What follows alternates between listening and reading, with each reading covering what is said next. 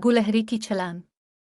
मेरी तरफ देखो, मैं तुम सबसे बड़ी छलांग लगाता हो, मैं लगा सकता हूँ। फिर अचानक ही उसने खुली खिड़की के बाहर हुआ में छलांग लगाए।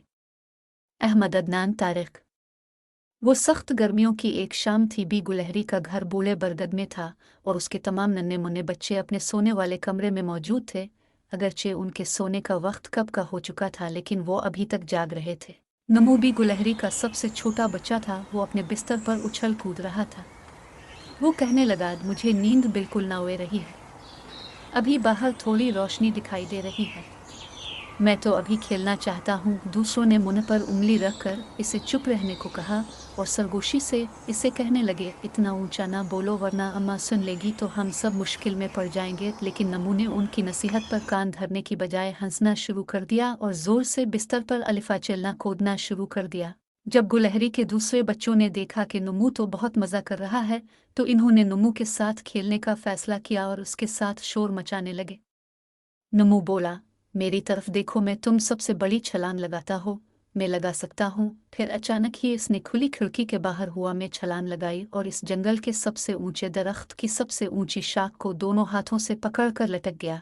इसके तमाम बहन भाई खिड़की से बाहर झांक कर उसे देखने लगे। नमू चलाने लगा, मदद मदद, कोई मुझे नीचे आ तारी, ये कहते हुए वो शाख से लटका हुआ झूल रहा था।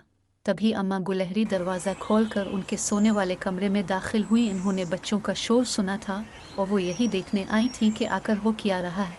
जब इन्होंने खिड़की से झांका तो उन्हें नमू जंगल के सबसे ऊंचे दरख्त की सबसे ऊंची शाख पर लटका हुआ नजर आया। बी गुलहरी को अपनी आंखों पर यकीन नहीं आया।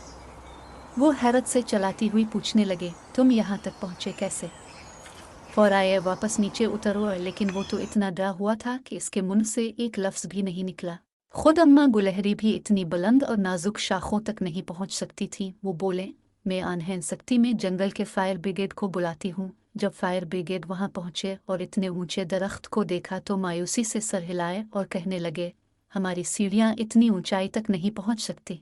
बेटा, तुम्हें नीचे कूदना होगा। बी गुलहरी डर कर बोले, कूदना होगा? उनके बच्चों ने उन्हें डरे हुए देखा तो रोने लगे। फायर ब्रिगेड वाले कहने लगे, डरने की बात नहीं, दरख्त के नीचे गम बिछा दिए गए हैं, सुकून से छलांग लगा दो। नमू ने जब नीचे नर्म गधा देखा तो उसका खौफ खत्म हो गया। उसने पक्का रहकर फायर ब्रिगेड वालों से कहा, मैं समझूंगा कि मैं अपने बिस्तर पर कूद रहा हूँ और देखना में आ रहा हूँ।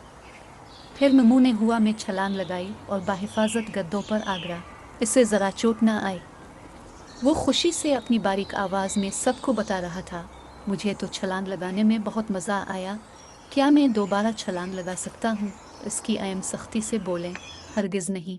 फौराए अपने बिस्तर पर जाकर लेट जाओ और बिल्कुल अलिफा चलना कूदना नहीं। इस रात गुलहरी के सारे बच्चों को फायर ब्रिगेड वालों के ख्वाब आते रहे। जबकि नमू को लगा कि वो अभी भी शाख से लटका हुआ है। इसे पता था कि इसे यह सज़ा उम्मी का कहा ना मानने पर मिली है।